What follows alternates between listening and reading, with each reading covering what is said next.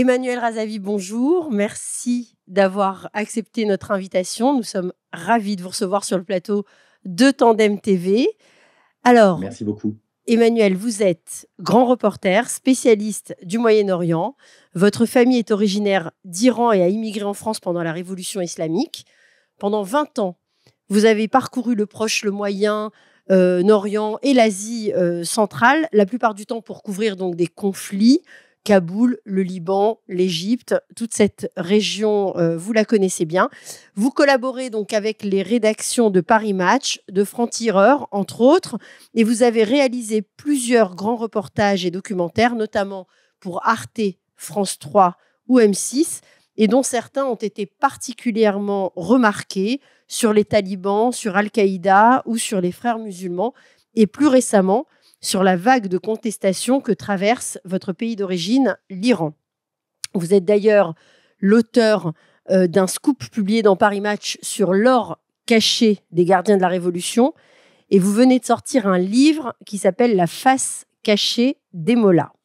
Et puis, il y a 3 semaines, vous publiez dans Paris Match un reportage sur les massacres du 7 octobre dans les kibboutz israéliens frontaliers de la bande de Gaza, et particulièrement sur les viols et autres violences sexuelles infligées aux femmes lors de l'attaque, mais aussi aux femmes, à celles prises en otage, libérées ou encore captives du Hamas. Alors, on a l'impression, Emmanuel Razavi, en lisant votre reportage, que vous aviez à cœur de recueillir les témoignages avec une conscience aiguë de la responsabilité que vous aviez de diffuser cette parole. Pouvez-vous revenir sur ces rencontres et plus largement, comment ce séjour ici après le 7 octobre vous a-t-il affecté? Comment vous l'avez ressenti? Alors, vous avez raison, ça me tenait particulièrement à cœur. Vous l'avez rappelé, je suis d'origine iranienne. Vous savez que les femmes iraniennes subissent des sévices sexuels absolument terribles dans les geôles iraniennes. Et donc, je m'intéresse beaucoup en fait à la façon dont la République islamique d'Iran, comment dire, a institutionnalisé, si vous voulez, les crimes sexuels en prison. Et ce qui m'a interpellé au moment où le pogrom a eu lieu en Israël, c'est la méthodologie en fait des terroristes en fait du Hamas. Et si vous voulez, ce qui m'a beaucoup marqué, c'est qu'ils ont de façon systématisée, de façon délibérée, ciblé des jeunes filles, des adolescentes, des jeunes femmes, qu'ils ont violées, parfois, même souvent d'ailleurs, dont ils ont, également en fait, brûlé une partie des corps et des visages. Ce qui rappelle effectivement ce qui se passe en fait, en Iran.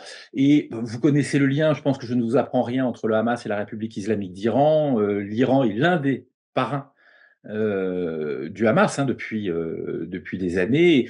C'est un sujet aujourd'hui, je dirais, qui fait même plus débat parce qu'on a retrouvé à Gaza des armes, hein, qui portaient en fait des mentions en persan. D'une part, on sait aussi, hein, qu'un certain nombre en fait de combattants du Hamas et du djihad islamique, hein, ont été formés à l'intérieur même de l'Iran, hein, donc ils sont passés en Iran via l'Égypte puis la Syrie. En Syrie, ils ont été récupérés en fait par les gardiens de la révolution et notamment des avions de la compagnie Mahan Airlines, hein, qui est une compagnie qui appartient en fait aux gardiens de la Révolution. Ils ont été amenés en fait en Iran pour être formés, évidemment au pire. Et si vous voulez, je pense que la trajectoire terrible, horrible, que malheureusement que subit Israël a quelques points communs, et notamment un, avec ce qui se passe en Iran et ce dont sont victimes en fait ces jeunes manifestantes, ces jeunes contestataires en fait en Iran. Évidemment, ce point commun, ce sont les mollahs, c'est la République islamique d'Iran. Et donc, si vous voulez, lorsque je suis venu en Israël pour travailler sur le sujet, c'était bien sûr parce que j'étais, je pense, comme une grande partie du monde, horrifié par ce qui s'est passé, mais aussi pour essayer de comprendre quel avait été en fait le mécanisme, savoir ce qui s'était passé. Et puis, vous le savez, en Europe, en France, il y a eu un certain nombre de manifestations publiques en soutien à la cause palestinienne, mais qui souvent se sont transformées en manifestations en soutien à l'organisation terroriste Hamas, hein. Je pèse mes mots parce que c'était la réalité. Il suffit en fait d'observer, d'entendre les mots-clés qui ont été utilisés dans certaines de ces manifestations, place de la République notamment, mais ça a été vrai aussi à Montpellier. où très clairement, on entendait en fait des mots-clés ou un champ lexical qui était celui de la République islamique d'Iran, avec évidemment des propos qui étaient antisionistes hein, et antisémites. Et plus antisémites d'ailleurs, je pense, qu'antisionistes, parce qu'évidemment la République d'Iran veut éradiquer les Juifs. Ils ne s'en cachent pas. Régulièrement, ils rappellent qu'ils veulent détruire l'État hébreu. Donc, je suis venu dans ce cadre-là, travailler avec un grand photographe en fait israélien qui s'appelle Nadav Neos, hein, qui est un de mes vieux camarades. Nous avons réalisé beaucoup de reportages de guerre ensemble depuis une vingtaine d'années, et donc on a décidé d'enquêter, d'aller à la rencontre en fait de ces ex-otages qui ont accepté avec beaucoup de courage et de dignité, je dois le dire, de nous raconter ce qu'a été leur quotidien. Je peux me permettre, excusez-moi, j'allais vous poser une question sur le nombre de personnes que vous avez rencontrées, combien de temps vous avez passé avec eux, et voilà, comment se sont passés ces échanges? Alors, je peux tout à fait vous répondre. J'ai passé une dizaine de jours, enfin, nous avons passé, puisque j'étais avec Nadav Neos, hein, donc ce photographe, nous avons passé une dizaine de jours en fait en Israël. Et si vous voulez, comme toute histoire, aussi tragique soit-elle, a toujours un point de départ. On est d'abord allé rencontrer avant les otages des gens qui avaient été les témoins directs de ce qui s'est passé le 7 octobre et qui nous ont raconté, qui nous ont montré aussi pour certains d'ailleurs des images qui, à ma connaissance, hein, je peux me tromper, mais qui à ma connaissance n'avaient pas été diffusées publiquement et qui nous ont permis de comprendre, comment dire, la mécanique en fait et l'organisation en fait qu'il y avait eu. On voit d'ailleurs hein, sur des images que nous avons vues, enfin, celles-ci pour le coup sont connues, mais des images où on voit en fait les terroristes du Hamas qui arrivent de façon extrêmement posée, organisée. Enfin, on comprend en fait ils savent où ils vont de façon extrêmement précise. Ils connaissent parfaitement en fait leur cible. Et donc, on a recueilli ces témoignages parce que, notamment, on est allé dans certains kibboutz, voilà, parce que des gens ont été témoins en fait de ces exactions-là. Et puis, nous avons aussi parlé avec longuement, d'ailleurs, on la cite dans Paris Match, une jeune femme hein, qui a été l'une des premières à filmer en fait les corps meurtris de ces jeunes filles hein, près près du festival Nova.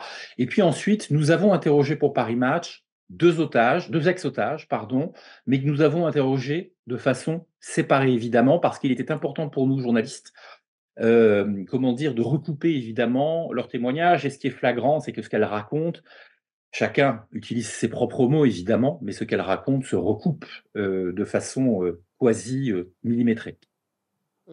En tant qu'Iranien d'origine, quel regard est-ce que vous portez sur les réactions internationales qui ont suivi le massacre du 7 octobre, sur le sort des femmes otages et des violences sexuelles qui aujourd'hui ne sont plus approuvées, hein, que comme vous l'avez dit, vous avez recoupé, mais on a aussi des caméras embarquées, des témoignages vraiment très, très, très nombreux.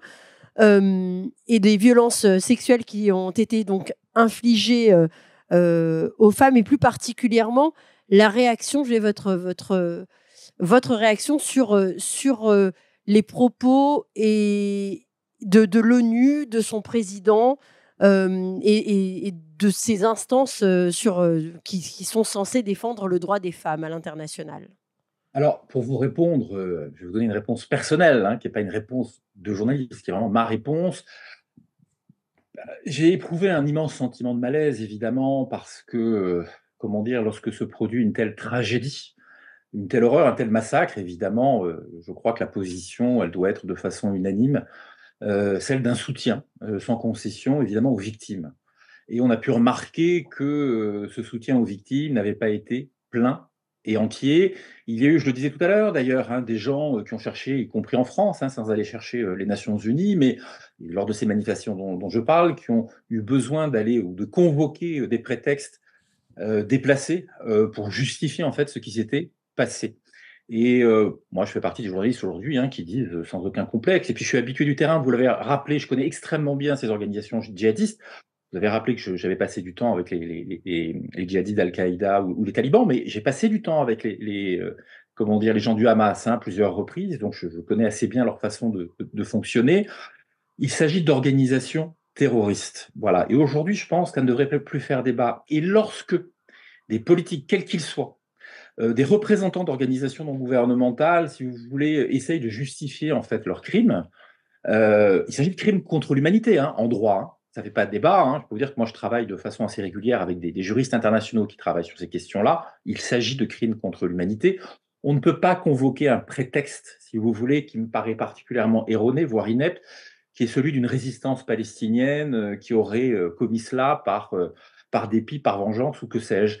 Voilà, donc évidemment, comme je vous le disais, mon sentiment est celui évidemment d'un malaise. Mais vous savez, en général, par habitude, hein, depuis des années, ce sont les mêmes qui justifient en fait ce type de crime, qui vont essayer en fait de justifier ce qui se passe aussi en Iran ou de comprendre.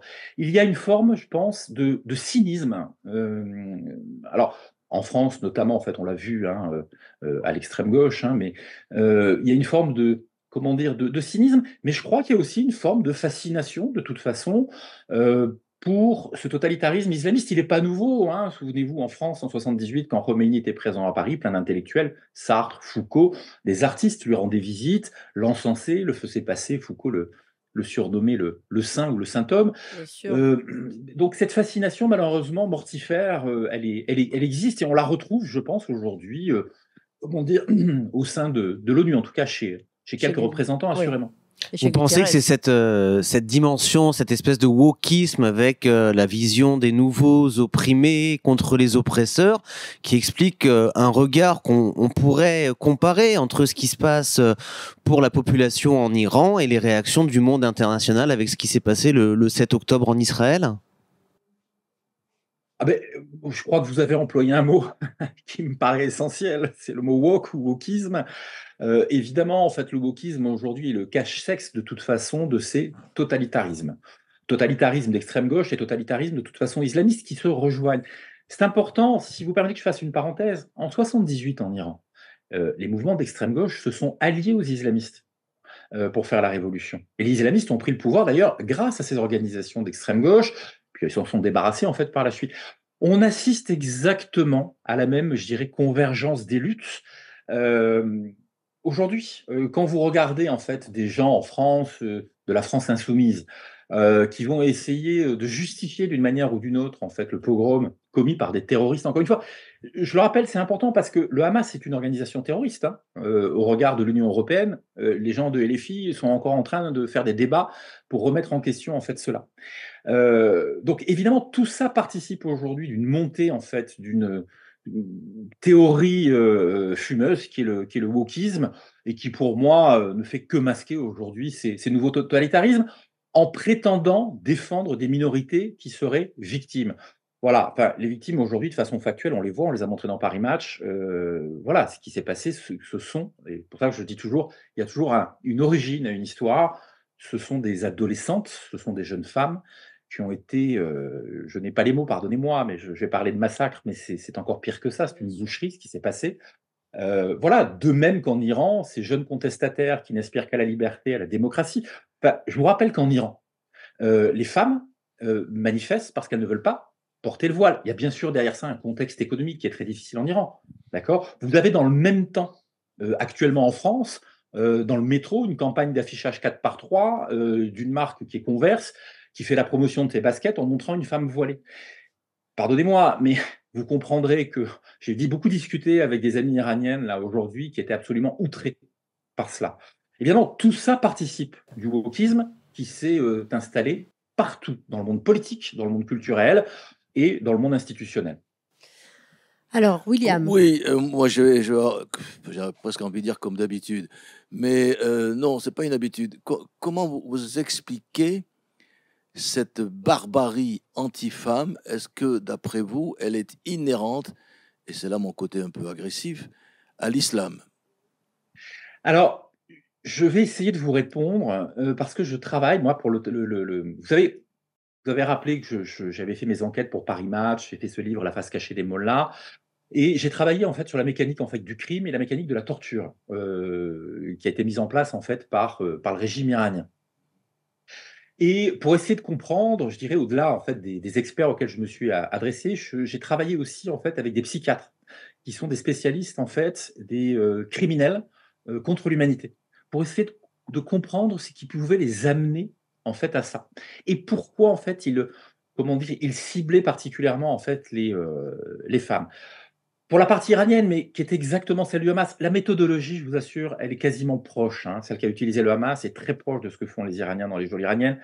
Vous allez trouver que j'incite, mais c'est une réalité et c'est important que des journalistes le racontent. Il y a, d'abord, il y a pas de respect de la femme, hein, je suis désolé de le dire, mais une femme vaut moins en fait qu'un homme, notamment en fait pour ces islamistes, hein, qui sont, au-delà du radicalisme. Il y a un deuxième point, c'est qu'ils considèrent que s'attaquer aux femmes, c'est s'attaquer à la vie. C'est s'attaquer à celles qui mettent au monde, des enfants. Donc, si vous voulez, ils cherchent évidemment à les, traumatiser, ils cherchent à les déshumaniser, mais par là, ils savent qu'ils impactent en fait une société entière quand ils s'attaquent aux femmes. Donc ça, il faut bien le comprendre. Mais à rebours de cela, si vous prenez par exemple la révolution iranienne, quand Khomeini est arrivé au pouvoir en 79, il a instauré immédiatement le voile islamique qui, je le rappelle, n'était pas obligatoire du tout en fait en Iran, hein. Les filles à l'époque étaient en mini-jupe. Moi, je me souviens à la mer Caspienne, quand on allait en famille à la mer Caspienne, mes cousines ou mes tantes étaient en bikini. Donc, c'était un autre monde. Mais pourquoi il impose en fait ce voile islamique? C'est simplement parce qu'il sait, et il s'inspire des frères musulmans, hein, égyptiens pour ça, bien que chiites. Il s'inspire des frères musulmans parce qu'il sait qu'il faut occuper par le voile islamique et l'asservissement de la femme, qu'il faut occuper l'espace public. D'accord? Donc vous voyez bien que la femme, elle est, toujours au centre, en fait, de ces déviances islamistes.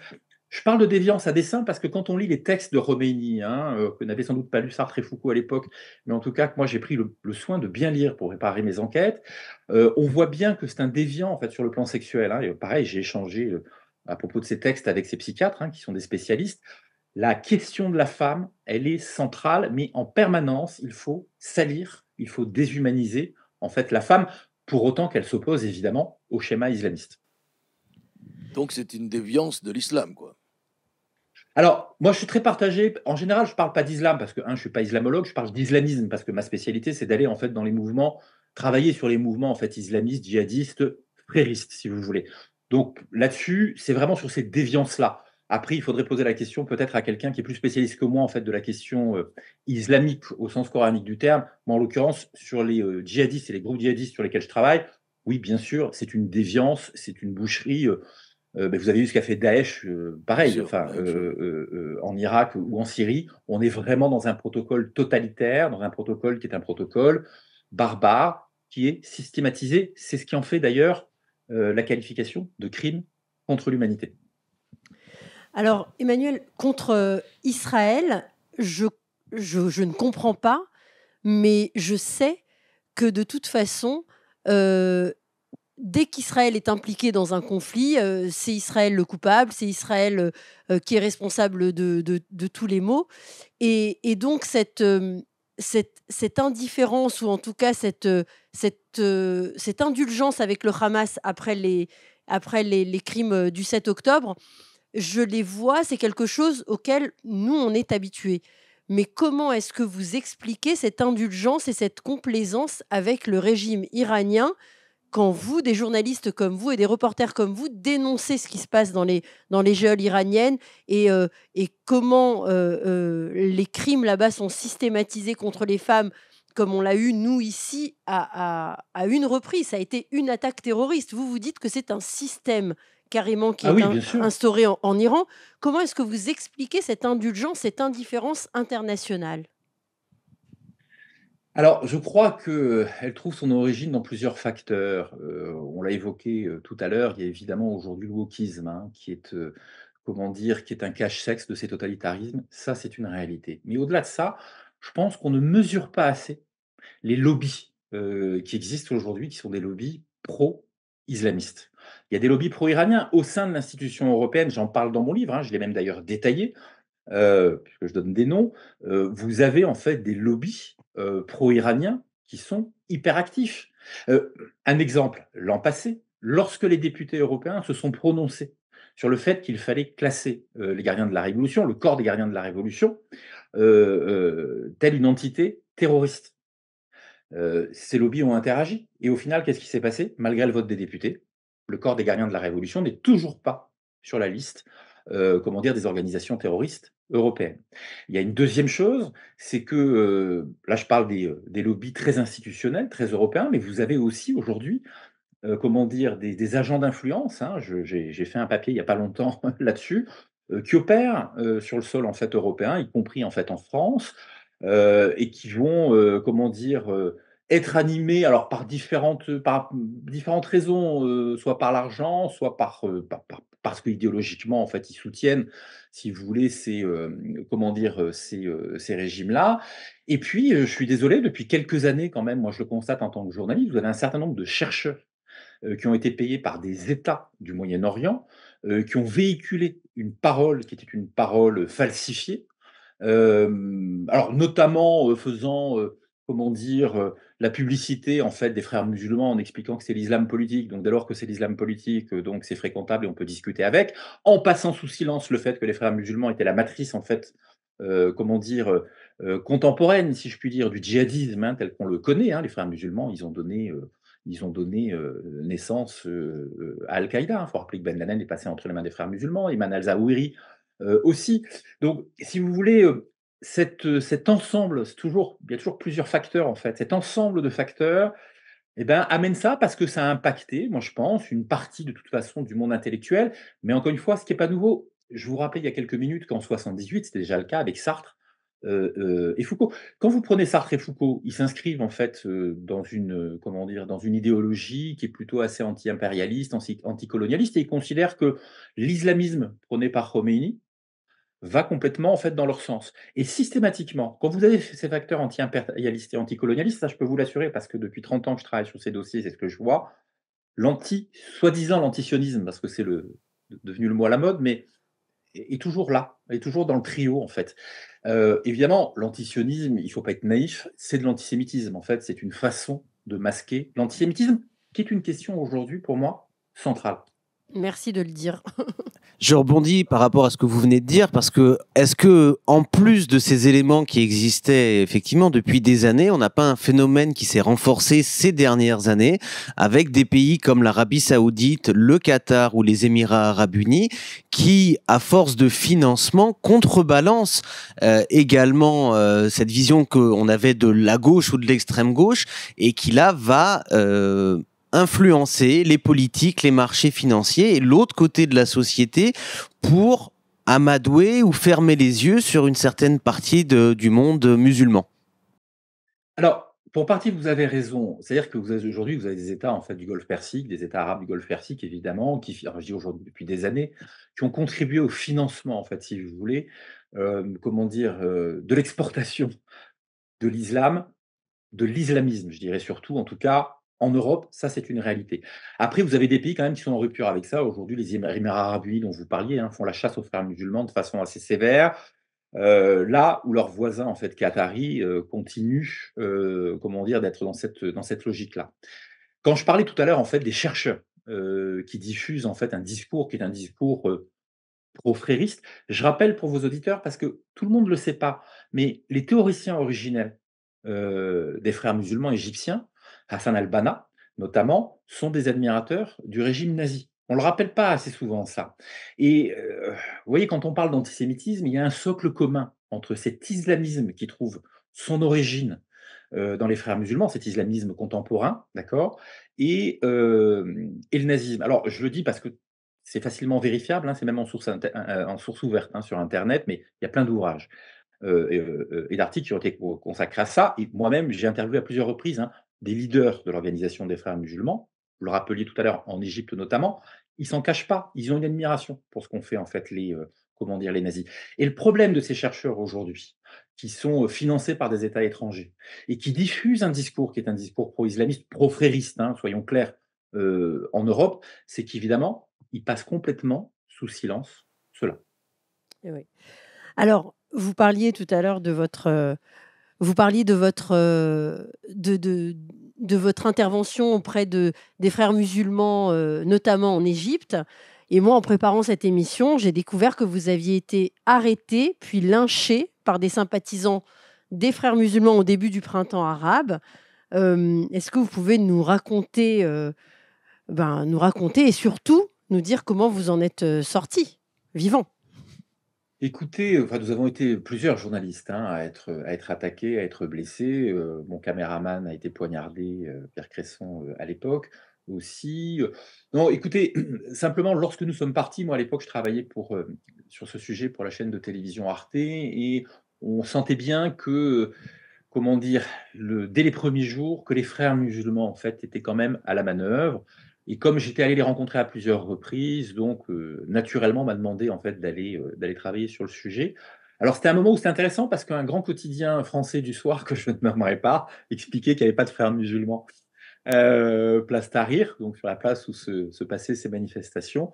Écoutez, je peux vous dire que j'en ai fait les frais.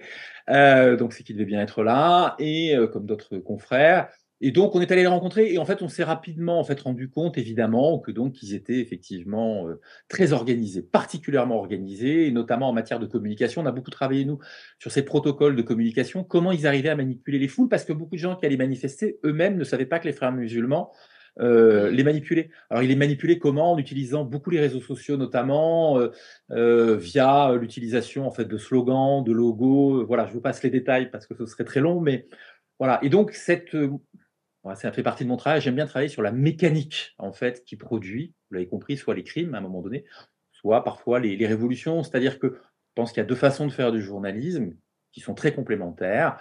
Il y a voir les événements, les raconter tels qu'ils se passent et puis essayer après de trouver, en fait, les origines de ce qui s'est passé. Pourquoi ça s'est passé et comment ça s'est passé et donc moi qui travaille plutôt pour des magazines qui me laissent le temps en général de travailler, j'essaye de comment dire? De fonctionner ainsi. Mais c'est très intéressant parce qu'à l'époque, si vous voulez, alors que même nous étions, en Égypte, que nous étions témoins de ce qui se passait, hem, que nous diffusions nos images à la télévision, vous aviez des gens en France qui vous expliquaient que donc, c'était pas les islamistes, c'était pas les frères musulmans, que tout ça était un comment dire? Un mouvement, quasi spontané, démocratique. Bon voilà, bah, l'histoire a montré que c'était juste pas le cas. Voilà et c'est pour ça que c'est important aussi, je pense que des gens comme nous, en fait, reporters au long cours, fassions ce travail-là parce qu'on se démarque en général de ce qui est raconté dans l'instant et puis surtout on a le temps d'aller chercher et d'aller essayer en fait de, recouper.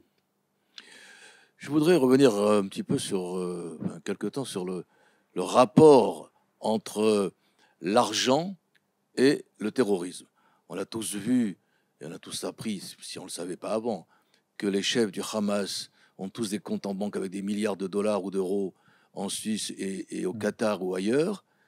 Donc ça, on le sait. On a même trouvé d'ailleurs des coffres remplis d'argent à Khan Younes ou à Djebalia ou je ne sais pas où, à Gaza.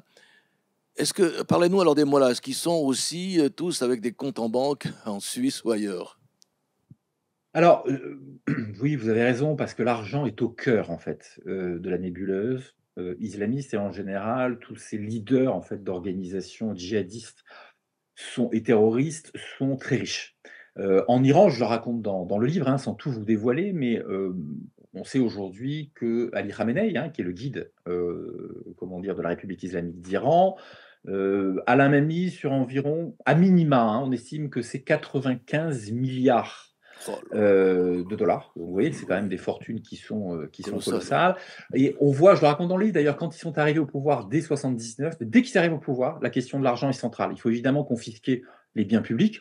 Ça, à la limite, on peut le comprendre. Il y a un régime qui vient de tomber, un autre qui prend sa place. Mais tout de suite, ils vont chercher l'argent privé, c'est-à-dire les biens de gens un peu fortunés, mais dont ils considèrent que forcément sont des opposants. Et donc, on rentre dans les maisons. D'ailleurs, je le dis parce que c'est un phénomène aussi assez peu connu. Quand Khomeini, en fait, arrive en Iran, les milices qui sont dans la rue, il y a bien sûr des milices iraniennes, mais il y a des milices palestiniennes. Et ça, l'histoire l'occulte complètement. Et donc, ces milices, en fait, rentrent, ou ces miliciens rentrent dans des maisons de particuliers, et évidemment, obligent, sous la menace, en fait, hein, des armes, évidemment, obligent les gens à leur céder leur fortune, à aller avec eux, en fait, à la banque, et donc à leur faire des transferts ou à retirer de l'argent liquide.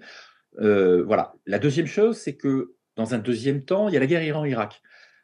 Les gardiens de la révolution, qui forment alors une jeune organisation, mais vont s'illustrer face à l'Irak, vont revenir en fait, considérés comme des héros et donc là, on va mettre en place le système iranien va mettre en place en fait des facilités bancaires pour eux, on va leur donner des subventions et cetera et donc ils vont commencer à s'enrichir en fait ainsi entre les entreprises qu'ils ont confisquées. Aujourd'hui, en Iran, les gardiens de la révolution possèdent 60% de l'économie, hein, de façon claire, et c'est un minima. Et très rapidement, à partir de là, ils vont commencer à investir dans des programmes immobiliers, notamment en Turquie, dans d'autres pays en fait de la région. Et puis rapidement, ils vont commencer à vouloir blanchir en fait une partie de leur argent. Ils vont rentrer en contact avec les cartels de la drogue, notamment en fait, comment dire, en Colombie, au Mexique, les cartels russes aussi. Ils vont commencer à investir une partie de leur argent pour le blanchir dans des casinos, à Chypre, hein, ou en Asie en fait encore. Et ça, c'est une constante. Je me suis beaucoup intéressé à la question du Hezbollah, par exemple, hein, au sud du Liban, que je connais puisque je suis allé à plusieurs reprises faire des reportages sur le Hezbollah. Et le Hezbollah, c'est exactement pareil. Le Hezbollah a investi en fait le marché de la drogue et des cartels. Alors, rien d'étonnant. Le Hezbollah qui a été créé en 1982, c'est la, comment dire, la création, hein, c'est l'émanation des gardiens de la révolution iranien. Moi, je me souviens, j'étais tout jeune journaliste dans les années 90. Quand j'allais faire des sujets sur le Hezbollah, j'entendais parler le persan. Donc, j'étais très, très surpris d'entendre parler le persan. Et pour cause, c'était des gardiens de la révolution qui étaient, comment dire, qui étaient là. Donc, si vous voulez, la question de l'argent, elle est essentielle, mais c'est la question en fait de l'argent et comment dire des trafics, parce que l'argent en général provient des trafics d'armes, des trafics de drogue, des trafics aussi humains. En Iran, vous avez le trafic d'enfants hein, qui existe, hein, ouais. Et cet argent, si vous voulez, il finance évidemment des particuliers, des dignitaires en fait du régime, mais on ne le dit pas assez non plus. Ça finance une partie du terrorisme. La drogue aujourd'hui, et c'est un vrai sujet, la drogue finance une partie du terrorisme. Je vais vous donner un exemple.